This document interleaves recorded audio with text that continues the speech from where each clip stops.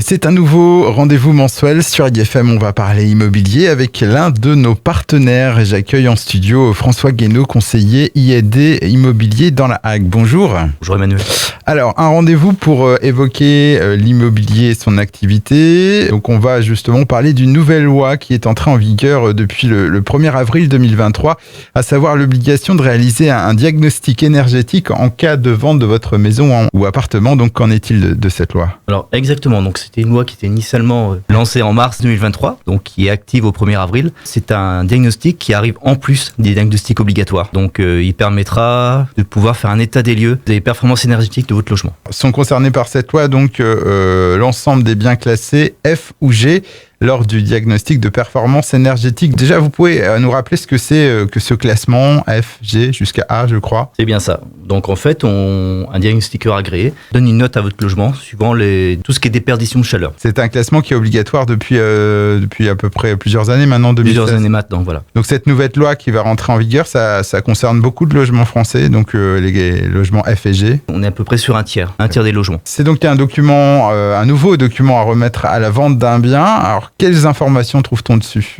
Alors le but en fait c'est de dresser un état des lieux des performances énergétiques du logement. Donc en identifiant les déperditions thermiques, bien sûr en établissant un diagnostic des modes constructifs, les principales caractéristiques thermiques et architecturales bien sûr, et également en établissant des équipements énergétiques, plus la différente pathologie du bâtiment, si c'est un vieux bâtiment, s'il est en copropriété, voilà, s'il fait partie d'une résidence, s'il est mitoyen, voilà. Un petit peu les petites utilités. On trouve aussi des conseils, on va dire, pour les travaux à faire dans le logement, c'est ça ? Bien sûr, voilà. Donc le but, en fait, c'est de partir de la lettre G, donc la note actuelle de votre logement, et de remonter lettre par lettre. Donc lettre par lettre, vous allez avoir un détail de tous les travaux nécessaires pour avoir une meilleure note. Concrètement, qu'est-ce que ça change à la vente ? Est-ce que la personne qui souhaite donc vendre son bien immobilier est dans l'obligation de réaliser des travaux ? Pas du tout, non. Ce qui reste obligatoire, c'est de le passer. Ça prépare un petit peu le futur acheteur à l'étendue des travaux. Pour l'instant, donc cet audit concerne les habitations classées F et G, mais je crois que cette loi va évoluer dès janvier 2025. Voilà, donc du coup, ça sera toujours les F et G, et on va rajouter les bâtiments de type E,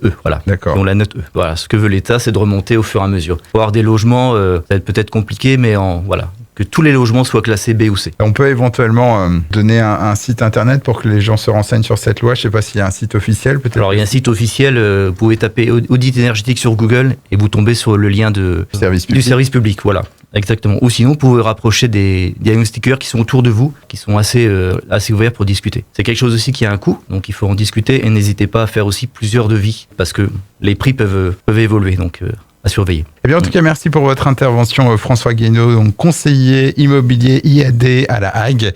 Et vous pouvez le contacter directement au 06 67 18 96 75, 06 67 18 96 75, par mail également à françois.guénaud@iadfrance.fr, françois.guénaud@iadfrance.fr. Je vous dis au revoir et au mois prochain. Parfait, on fait comme ça. Bonne journée.